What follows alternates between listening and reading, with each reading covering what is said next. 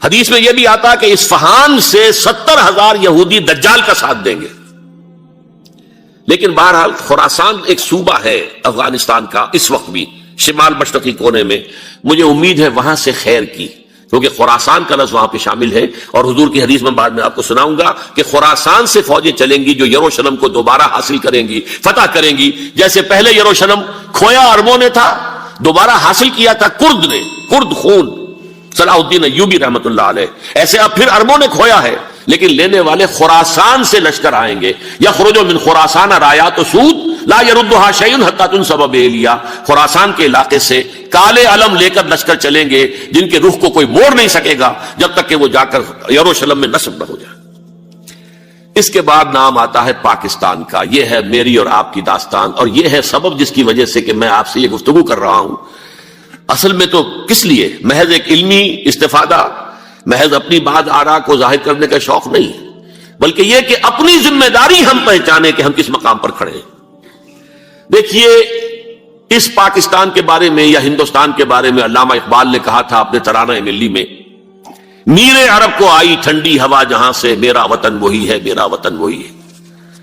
اور مجھے بتایا گیا کہ سنن ابی داؤد میں یہ روایت موجود ہے کہ حضور نے فرمایا کہ ہندوستان کی طرف سے مجھے ٹھنڈی ہوا آتی، اگرچہ مجھے وہ حدیث ابھی نہیں ملی ہے، لیکن حزب التحریر کا ایک کارڈ مجھے ملا تھا، تو اس میں اس حدیث کا اور اس میں ابو داؤد کا روایت کا حوالہ موجود تھا.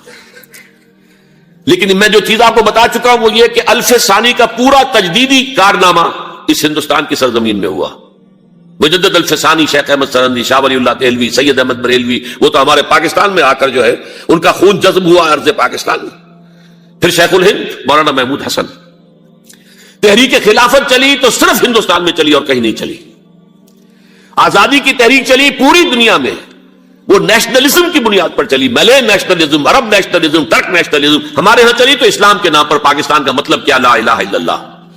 پھر پاکستان قائم ہوا معجزے کے طور پر، بلکہ نازل ہوا ہے لیلۃ القدر میں. انا انزلناہ فی لیلۃ القدر، جیسے قرآن نازل ہوا لیلۃ القدر میں، یہ پاکستان بھی نازل ہوا لیلۃ القدر میں. اس کا برقرار رہنا ابھی تک معجزہ ہے. ہندو یہ سمجھتا تھا، کانگریس سمجھتی تھی کہ جھٹپٹ ختم ہو جائے گا. پھر یہ کہ اس کا قرارداد مقاصد کا پاس ہو جانا، مزید بھی اور اضافی دفعات دستور میں آ جانا، اب کمرشل انٹرسٹ کو ربا قرار دے کر حرام قرار دینا، یہ سارے لینڈ مارکس ہیں کہ جو اشارہ کر رہے ہیں کسی چیز کی طرف، معاملہ کدھر جا رہا ہے. پھر یہ کہ یہ جو 14ویں صدی کے مجدد تھے شیخ الہند، اس کے بعد سے کچھ ایسی شخصیتیں عظیم پیدا ہوئی ہیں ہند میں، جن کو میں سمجھتا ہوں کہ 14ویں صدی کے مجدد اور 15ویں صدی کے مجدد کے درمیان یہ 15ویں صدی کے مجدد کی راہ کو سیدھا کرنے والے، جیسے کہ حضرت یحییٰ نے کہا تھا میں تو آنے والے کا راستہ سیدھا کر رہا ہوں حضرت عیسیٰ کے لیے، ایسے ہی 15ویں صدی کے لیے امام مہدی کے لیے راستہ صاف کرنے والے سب سے پہلے علامہ اقبال، جنہوں نے اسلام کا تصور دین کی حیثیت سے دوبارہ زندہ کیا ہے، ورنہ اسلام ایک مذہب کی شکل اختیار کر چکا تھا. پھر مولانا مودودی، مولانا ابوالکلام آزاد حکومت الہیہ کے نعرے کے ساتھ میدان میں آئے. یہ اقبال نے جو تصور پیش کیا تھا اس پر عملی جد و جہد کے لیے حزب اللہ قائم ہوئی. نوٹ کر لیجئے 11 برس کا فرق ہے عمر کا علامہ اقبال کے اور ابوالکلام کے. اور 1913 میں جب حزب اللہ قائم کیا اس وقت علامہ اقبال کی ملی شاعری اپنے عروج کو پہنچ چکی تھی. پھر یہ کہ علامہ اقبال کے بعد تعمیل جو ہے اس کام کی وہ ابوالکلام نے کی، لیکن روایتی علماء نے کی شدید مخالفت کی وجہ سے وہ بددل ہو کر چھوڑ گئے، کانگریس میں شامل ہو گئے، بساط جو ہے حزب اللہ کی انہوں نے لپیٹ دی. پھر مولانا مودودی آئے، انہوں نے وہ ڈور جو ہے اس کا سرا تھاما، جماعت اسلامی قائم کی حکومت الہیہ ہی کے قیام کے لیے. اگرچہ میرے نزدیک یہ کہ وہ انتخابی اور ایک قومی سیاست کی ایک جماعت بن کر پاکستان میں جو ہے دلدل میں پھنس گئی ہے. اب ہم اس کی کوشش کر رہے ہیں، تنظیم اسلامی اور یہ تحریک خلافت جس کے تحت یہ جلسہ ہو رہا ہے، یہ ساری چیزیں وہ ہیں کہ آپ کو سوائے پاکستان کے اور کہیں نہیں ملیں گی پوری دنیا میں. معلوم ہوتا ہے کہ پاکستان کو بہت بڑا رول پلے کرنا ہے اس میں. اور اس کے ساتھ اب جمع کر لیجئے افغانستان کی عمارت افغانستان، اسلامی عمارت افغانستان قائم ہو چکی ہے. یہ پچھلے 20 سالوں میں جو کچھ وہاں ہوتا رہا ہے اس سے پہلے تصور نہیں ہو سکتا تھا. علامہ اقبال کے فرزند بھی دیکھ کر آئے ہیں، تو اگرچہ وہ خود میں سمجھتا ہوں کہ خاصے انہیں آپ لبرل کہیں، آزاد خیال کہیں، لیکن اس درجے متاثر ہو کر آئے تھے کہ انہوں نے یہ کہا افغانستان میں جو میں نے حالات دیکھے ہیں کہ اگر 2-4 اور مسلمان ملکوں کے اندر یہ نظام قائم ہو جائے تو پوری دنیا مسلمان ہو جائے گی. یہ سب کچھ کیسے ہو رہا ہے؟ یہ آنے والے دور کی جھلکیاں ہیں. Coming events are casting their shadows before. یہ سب بتا رہے ہیں کہ پاکستان افغانستان کو مل کر اس میں کوئی عظیم رول پلے کرنا ہے. اور اس کے ضمن میں اب میں علامہ اقبال کے بارے میں آخری بات کہہ رہا ہوں. علامہ اقبال کے بارے میں عام یہ خیال ہے، انہوں نے اپنے خطبات میں مہدی کا اور نزول مسیح کا، حالانکہ میں کل پڑھ رہا تھا مولانا سید احمد اکبر آبادی رحمۃ اللہ علیہ کا ایک مقالہ ان کا، کہ علامہ اقبال نے ابن خلدون کے بارے میں یہ کہا ہے کہ مہدی کا اور نزول عیسیٰ کا دونوں کا انہوں نے انکار کیا ہے، حالانکہ ابن خلدون نے نزول عیسیٰ کا انکار نہیں کیا، صرف مہدی کا انکار کیا ہے. بہرحال علامہ اقبال نے خطبات میں انکار کیا ہے. لیکن یہ کہ اپنی شاعری کے اندر میں چیلنج کرتا ہوں کسی بڑے سے بڑے اقبال شناس کو، ان کا یہ شعر ذرا سنیے. خضر وقت از خلوت دشت حجاز آید بروں، کارواں زی وادی دور و دراز آید بروں. خضر وقت، امام وقت، رہنمائے وقت، قائد وقت، خلوت دشت حجاز، حجاز کی صحرا کی کسی خلوت گزینی سے نکل کر باہر آئیں گے. میں حیران ہوتا ہوں علامہ کے اس فکر پر اور اس مصرے پر. یہاں انہوں نے شیعہ اور سنی دونوں کے کانسیپٹ جمع کر دیے. شیعہ کا کانسیپٹ یہ چھپے ہوئے کسی غار میں وہاں سے برآمد ہوں گے، اور ہمارا کانسیپٹ میں ام سلمہ رضی اللہ تعالیٰ عنہ کی حدیث سنا چکا، چھپے ہوئے ہوں گے وہ وہاں پر، مدینے سے نکل کر آ کر مکے میں چھپ جائیں گے. اس خانہ جنگی کی حالت میں لوگ ان کی طرف دیکھ رہے ہوں گے، سوچتے ہوں گے انہیں میدان میں آنا چاہیے، کوئی پارٹ پلے کرنا چاہیے، امت کی رہنمائی کرنی چاہیے. لیکن وہ چھپیں گے، وہ کارے ہوں گے، وہ اس ذمہ داری کو قبول نہیں کرنا چاہیں گے، جا کے چھپ جائیں گے مکے میں. وہاں سے مکے والے انہیں نکالیں گے، اور وہ کارے ہوں گے، انہیں بالکل یہ پسند نہیں ہوگا کہ یہ ذمہ داری اٹھائیں. تو خضر وقت از خلوت دشت حجاز آیت بروں، کارواں زی وادی دور و دراز آیت بروں. کارواں جو چلے گا ان کی مدد کے لیے اس وادی دور و دراز، اس زی عظیم وادی دور و دراز، یہ وادی سندھ ہے. وادی سندھ جو ہے ہم سمجھتے ہیں کہ صرف یہ پاکستان اور پنجاب جو ہے یہ اس میں شامل ہے، سندھ اور پنجاب نہیں، افغانستان کا پورا مشرقی علاقہ اس میں شامل ہے. جیسے دریائے جہلم سندھ میں جا رہا ہے، جیسے دریائے گلگت سندھ میں آ کر ملتا ہے، جیسے دریائے چناب اور راوی اور جہلم اور یہ سب جا رہے ہیں اور آ رہے ہیں، اسی طرح دریائے کابل کہاں سے آ رہا ہے، دریائے گومل کہاں سے آ رہا ہے، ٹوچی کہاں سے آ رہا ہے. یہ سارا جو ہے ڈرین جو ہو رہا ہے، ایسٹرن جو ہے پارٹ آف افغانستان، یہ سب وادی ہے. اس وادی کے یہ دو حصے ہیں، ایک حصہ جو ہے یہ ادھر پاکستان میں ہے، اور اسی وادی کا دوسرا حصہ جو ہے وہ افغانستان میں ہے. کارواں زی وادی دور و دراز آیت بروں، کارواں چلے گا یہاں سے. یخرج ناس من المشرق یؤتون للمہدی، یعنی سلطان ہی مشرق سے فوجیں چلیں گی کہ جو مہدی کی حکومت قائم کریں گی. اور یخرج من خراسان رایات و سود، اور خراسان سے سیاہ پرچم چلیں گے کہ جن کا رخ کوئی موڑ نہیں سکے گا، حتیٰ تنصب بیلیا، یہاں تک کہ وہ جا کر یروشلم کے اندر نصب ہو جائیں گے. حضرات، میں ایک میری گفتگو کا حصہ باقی تھا لیکن میں اسے چھوڑ رہا ہوں، اس لیے کہ گلوبلائزیشن جو اس کی ہوگی، جو خلافت علی منہاج النبوہ کی تجدید کامل حضرت مہدی کے ہاتھوں عرب میں ہوگی، اس سے پہلے اس کے لیے محنت، کوشش، جد و جہد پاکستان اور افغانستان میں ہو چکی ہوگی جو اسے سپورٹ کرے گی اور وہاں جا کر حکومت قائم کرے گی.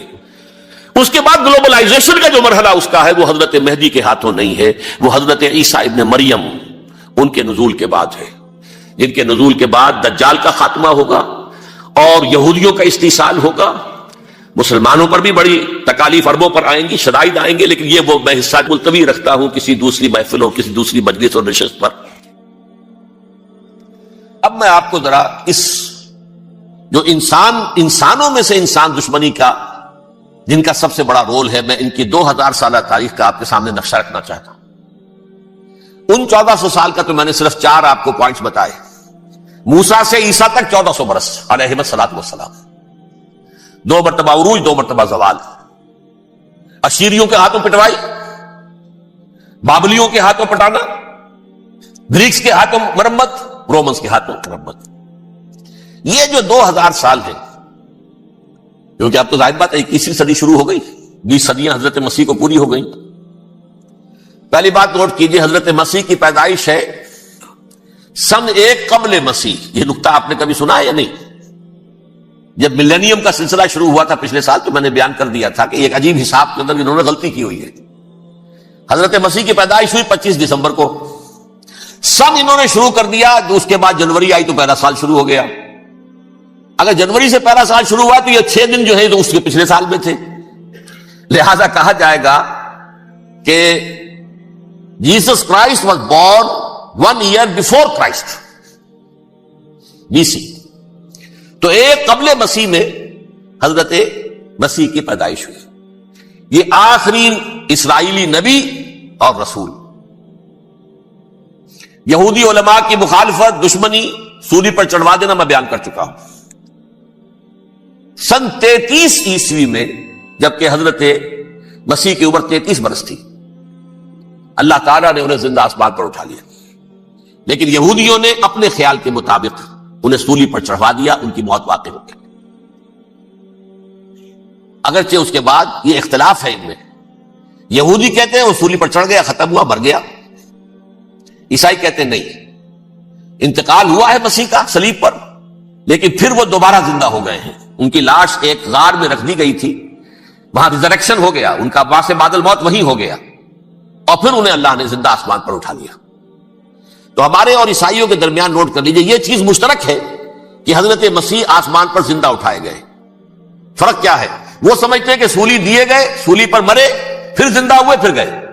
ہم سمجھتے ہیں کہ نہیں، وما صلبوہ وما قتلوہ، انہوں نے نہ صلیب دے سکے انہیں اور نہ انہیں قتل کر سکے، بل رفعہ اللہ الیہ، اللہ نے اٹھا لیا. پھر ہمارا اور یہ اس کا عیسائیوں کا ایک اور اتفاق ہے، سیکنڈ کمنگ آف جیسس، حضرت مسیح دوبارہ آئیں گے. یہ عیسائیوں کا بھی عقیدہ ہے اور ہمارا بھی. بہرحال تو جیسا کہ میں نے عرض کیا کہ اس وقت یہ عذاب استیصال، عذاب اکبر کے مستحق ہو چکے تھے، لیکن اللہ نے ان کی مدت دراز کی ہے.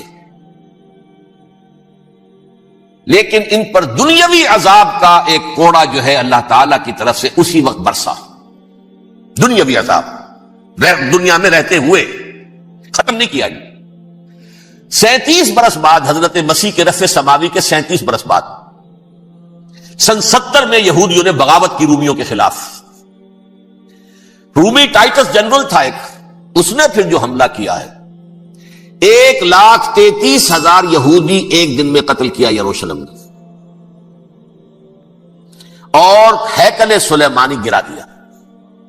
وہ ہیکل پہلے بھی گرا تھا، پہلے 1400 سال کے دوران میں بھی نبوکدنضر نے گرایا تھا، لیکن پھر اس کے 150 سال بعد انہوں نے دوبارہ بنا لیا تھا، اس لیے وہ اسے سیکنڈ ٹیمپل کہتے ہیں. پہلا ٹیمپل جو حضرت سلیمان نے بنایا تھا، نبوکدنضر نے گرا دیا 587 قبل مسیح میں، پھر دوبارہ انہوں نے 150 سال کے بعد بنا لیا. وہ اس تاریخ کا حصہ ہے، میں نے جس کے بارے میں آپ کو تفصیل نہیں بتائی. اس میں یہ ہوا سن 70 میں وہ گرا دیا گیا، وہ آج تک گرا پڑا ہوا ہے. نمبر 2، یہ کہہ دیا گیا کہ یہودیوں اس ارض فلسطین سے نکل جاؤ، تم یہاں نہیں رہ سکتے. لہذا جس کا جہاں سینگ سمایا چلا گیا.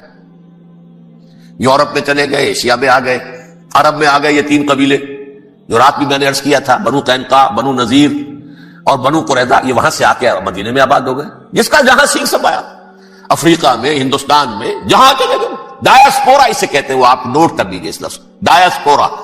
ہمارا دور انتشار، جبکہ ہمیں ہماری اصل سرزمین تو فلسطین ہے، حضرت ابراہیم کا مسکن، حضرت اسحاق، حضرت یعقوب کا مسکن فلسطین، یہ ہے ہماری اصل جاگیر، یہ تو ہماری جدی پشتی جاگیر ہے. لیکن یہاں سے نکال دیے گئے سن 70 عیسوی میں، اور وہاں سے لے کے 1917 تک ان کا ڈایاسپورا جاری رہا. یہ دور انتشار. اس دور انتشار کے چند حصے ہیں جس کو میں چاہتا ہوں کہ آپ علیحدہ علیحدہ سمجھ لیں. دور انتشار کا جو پہلا جو ہے تقریباً 300 برس رومی حکمران تھے. وہ یہودیوں کے بھی دشمن تھے اور عیسائیوں کے بھی دشمن تھے. عیسائی اور یہودی ایک دوسرے کے بھی دشمن تھے، لیکن رومی سمجھتے تھے کہ یہ ایک ہی تھیلی کے چٹے بٹے ہیں. رومیوں کے نزدیک عیسائی بھی یہودیوں ہی کا ایک فرقہ تھے، کوئی علیحدہ مذہب تو تھا ہی نہیں. لہذا رومی جو ہیں رومنز، وہ ان دونوں کو ستاتے تھے، مارتے تھے، اور یہ آپس میں لڑتے تھے. یہودی عیسائیوں کو مارتے تھے، عیسائی یہودیوں کو مارتے تھے. یہ ہے 300 برس تک کی تاریخ. سن 300 عیسوی میں کیا ہوا؟ ایک معجزہ ہو گیا. بہت عظیم ایمپرر کانسٹینٹائن، قسطنطین اعظم، رومن ایمپررز میں سے بہت بڑا ایمپرر، وہ عیسائی ہو گئے. اب تو معاملہ بالکل تلپٹ ہو گیا، پوری سلطنت عیسائی ہو گئی. اب عیسائیوں کے عیش ہو گئے اور یہودیوں پہ مار پڑنی شروع ہوئی. اب عیسائیوں کا آپ خود سوچئے کہ جنہیں وہ خدا بنا بیٹھے ہیں، خدا کا بیٹا قرار دے رہے ہیں، ان کے قاتل کون؟ یہودی بدماش. لہذا ان کی وہ پٹائی شروع ہوئی ہے یورپ میں، پوری رومن امپائر میں. انہیں ذلیل کیا گیا، شہروں میں آمد بند، علیحدہ رہو، گھیٹوز کے اندر رہو. یہودی کا نام جو ہے وہ گالی بن گیا، جیسے آج بھی یہودی گالی کہتے ہیں، جیسے خنزیر کا لفظ. آخر وہ بھی اللہ کی مخلوق ہے، لیکن آپ کو معلوم ہے کوئی شخص زبان پہ نام نہیں لانا چاہتا خنزیر کا، سور کا. ہے تو مخلوق، وہ بھی ایک حیوان ہے. ایسے ہی ہے یہودی گالی، جھوٹ گالی. لہذا ایک طرف تو ان دونوں کے درمیان دشمنی، جس کو قرآن کہتا ہے وَأَغْرَيْنَا بَيْنَهُمُ الْعَدَاوَةَ وَالْبَغْضَاءَ، ہم نے ان کے مابین دشمنی جو ہے پیدا کر دی. اور جب یہ پوری سلطنت عیسائی ہو گئی تو قافیہ تنگ ہو گیا یہودیوں کا. اب آئیے 571 عیسوی، یعنی جبکہ ڈائسپورا کو کتنا عرصہ ہو چکا تھا؟ 500 برس. سن 70 سے شروع ہوا ڈائسپورا، جب ٹائٹس نے گرایا ہے ہیکل کو اور نکال باہر کیا انہیں فلسطین سے. بھاگ جاؤ، یہاں ایک یہودی بھی نہیں رہے گا، فلسطین سے نکال دیے گا. اس کے پورے 500 برس بعد سن 571 عیسوی میں حضور کی پیدائش ہوئی، ولادت باسعادت محمد رسول اللہ صلی اللہ علیہ وسلم. 610 میں آپ پر وحی کا آغاز ہوا. لیکن حضور کے ساتھ ان کا معاملہ کیا رہا؟ اول تو جبکہ حضور ابھی مکے ہی میں تھے، یہودیوں نے ریشہ دوانیاں شروع کر دی حضور کے خلاف. قریش مکہ کو سکھاتے تھے، پڑھاتے تھے، ان سے یہ پوچھو، ان سے یہ پوچھو، انہیں اس طرح تنگ کرو، ان سے یہ امتحان لو. یہ آپ کے علم میں ہے. سورہ بنی اسرائیل میں، سورہ کہف میں وہ سوالات، جو امتحانی سوالات آئے تھے، ذوالقرنین کون تھا، اصحاب کہف کون تھے، تم رسول بنے پھرتے ہو تو بتاؤ، اور یہ روح کی حقیقت کیا بتاؤ. یہ ساری ریشہ دوانیاں کر رہے تھے بیٹھے ہوئے ابھی وہیں پر. حضور ابھی پہنچے بھی نہیں. ہجرت فرما کر حضور تشریف لے آئے تو حضور نے، جسے ماسٹر سٹروک کہا جائے گا، یعنی اسٹیٹس مین شپ کا ماسٹر سٹروک، آپ نے مدینے میں آتے یہودیوں کے ساتھ پیکٹ کر دیا، جوائنٹ ڈیفنس پیکٹ آف مدینہ، کہ اگر مکے والے ہم پر حملہ کریں گے تو ہم مل جل کر ایک قوم کی حیثیت سے مقابلہ کریں. یہ میثاق مدینہ کہلاتا ہے، جس کے بہت غلط معنی پہنائے جا رہے ہیں آج کل. بہرحال میں موضوع میرا چونکہ یہ نہیں، میں ادھر نہیں جاؤں گا. لیکن ہوا کیا؟ ہر مرتبہ یہ خیانت کے مرتکب ہوئے، ان نے جو عہد کیے تھے ان سے پھرے، اندر ہی اندر سازش، ریشہ دوانی، حضور کی بدترین دشمنی. سورہ نساء کی آیت نمبر 12 میں 14 میں 13 میں فرمایا ہے لا تزال تطلع علی خائنۃ منہم. اے نبی، ہمیشہ آپ کے علم میں ان کی طرف سے خیانتیں، بدیانتیاں آتی رہیں گی. اور بار بار وہ مسلسل جنگ کی آگ بھڑکاتے تھے. قریش کو دعوت دیتے، آؤ آؤ آؤ، ہم اندر سے بغاوت کر دیں گے، تم آؤ تو صحیح، ختم کریں محمد کو اور اہل ایمان کو صلی اللہ علیہ وسلم ورضی اللہ تعالی عنہم اجمعین. لیکن پھر جب وہ آتے تھے تو یہ دبک جاتے تھے، ان میں ہمت نہیں تھی. میدان کے مرد نہیں رہے تھے. یہ سورہ حشر میں ان کا نقشہ کھینچا گیا ہے.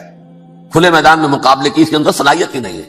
یہ تو فصیلوں کے پیچھے سے، جیسے عورتیں کہیں دیہات میں لڑائی ہوتی ہے تو مرد جو ہے گلیوں میں لڑتے ہیں، عورتیں اوپر سے پتھر پھینکتی ہیں، بس وہ کام یہ کر سکتے تھے. من ورائے جدر، فصیلوں کے پیچھے سے، جنگ میں میدان میں نہیں آ سکتے. بہرحال قرآن مجید میں ہے یہ سورہ مائدہ کی آیت نمبر 64 کلما اوقدوا نارا للحرب اطفاها اللہ. اکثر و بیشتر مواقع پر تو یہ جب آگ بھڑکاتے تھے جنگ کی، اللہ اسے بجھا دیتا تھا. لیکن بہرحال اس کے باوجود جنگیں ہوئی، غزوہ بدر، غزوہ احد ہوئی کہ نہیں؟ یہ ساری اصل شرارت نہیں. اور اس کے نتیجے میں حضور نے پھر ایک ایک کر کے 3 قبیلوں کو سزا دی. غزوہ بدر کے فوراً بعد بنو قینقاع نکالے گئے مدینے سے، غزوہ احد کے فوراً بعد بنو نذیر نکالے گئے، اور غزوہ احزاب کے بعد بنو قریظہ نکال دیے گئے. یہ تو میں نے آپ کے سامنے رکھ دیا صرف حضور کے زمانے میں ان کا کیا رویہ رہا. دشمن، رات بھی ہم نے وہ آیت پڑھی تھی لَتَجِدَنَّ أَشَدَّ النَّاسِ عَدَاوَةً لِلَّذِينَ آمَنُوا الْيَهُودُ وَالَّذِينَ أَشْرَكُوا. اہل ایمان کی دشمنی میں شدید ترین تم پاؤ گے یہودیوں کو اور مشرکین. مشرکین بھی بعد میں ہے، پہلے یہودی. حضور کے بعد کیا ہوا اب یہ نوٹ کیجئے. یہ ان کی تاریخ کا دوسرا دور. حضرت عمر رضی اللہ تعالیٰ عنہ قائد خلافت ہے.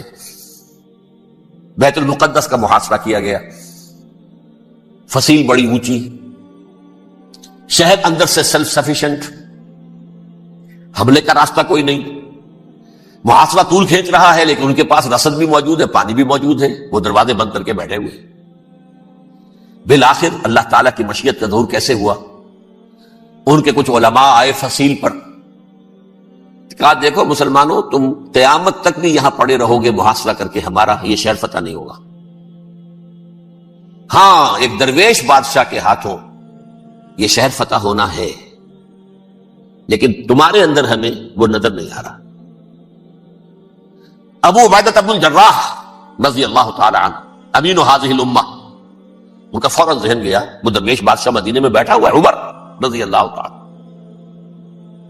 اب ایک اور عمر بھی ہے جو قندھار میں بیٹھا ہے، نقشہ وہی ہے، سادگی کی حد تک نقشہ وہی ہے، بالکل وہی، اپنی آنکھوں سے دیکھا ہے، وہی سادگی۔